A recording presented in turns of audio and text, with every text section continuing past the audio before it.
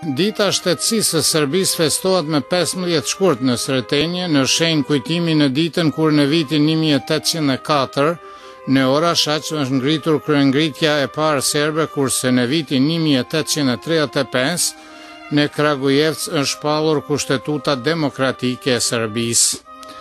Festën që festojmë dhe e quajmë Sretenje festohet në ditën kur ka shpërthyer kryengritja e parë serbe, kryengritja më e madhe popullore në historinë e Perandorisë Otomane dhe njëra nga kryengritjet më të mëdha në historinë e popullit serb. Ajo ka shënuar fillimin e procesit të krijimit të shteteve kombëtare dhe revolucionin qytetar në Ballkan. Me këtë kryengritje ka filluar të zhvillohet shteti dhe institucionet sipas modelit të shteteve europiane të lira, të cilat kanë filluar të krijohen që nga revolucioni francez.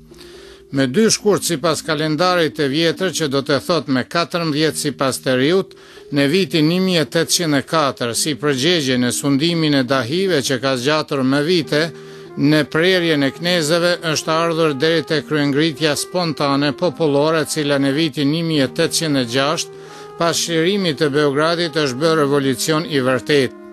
Është krijuar shteti kryengrit serb, i cili me vonë pas thyrjes së kryengritjes në vitin 1813 është ripërtrirë si autonomi në kryengritjen e dytë në vitin 1815 dhe nga kjo kohë deri në vitin 1878 Serbia është bërë gati plotësisht e pavarur dhe me vonë në luftën me turqit ka fituar pavarësinë e saj. Ky shtet me vonë ka bashkuar popullin serb dhe ka bashkuar jugosllavet në një shtetin më të madh kombëtar në Ballkan në shekullin 19 dhe 20 Jugoslavinë.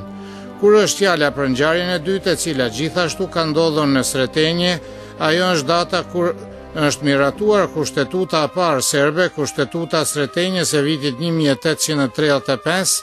Në këtë vit në fillim të muajit maj është dukur feudalizmi.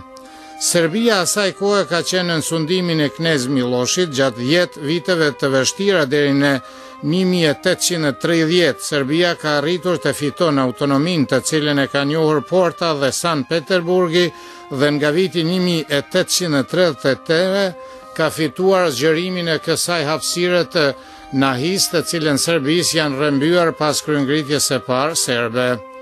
Kjo mendohet në pjesën e krahinës së Timokut. Opozita knez Miloshit në vitin 1835 ka ngritur greven e Miletinit, që ka udhëhequr këshilltari shtetëror Mileta Radojković dhe ka mbaruar me kompromis.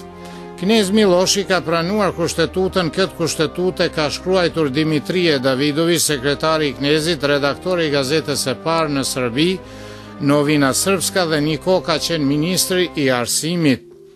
Serbia në kohën e kryengritjes së parë në vitin 1808 ka miratuar në ligje kushtetuese, por kjo ka qenë kushtetuta e parë e një shteti të lirë dhe ai është shkruar sipas kustetutës franceze të monarkisë së Korrikut nga viti 1830.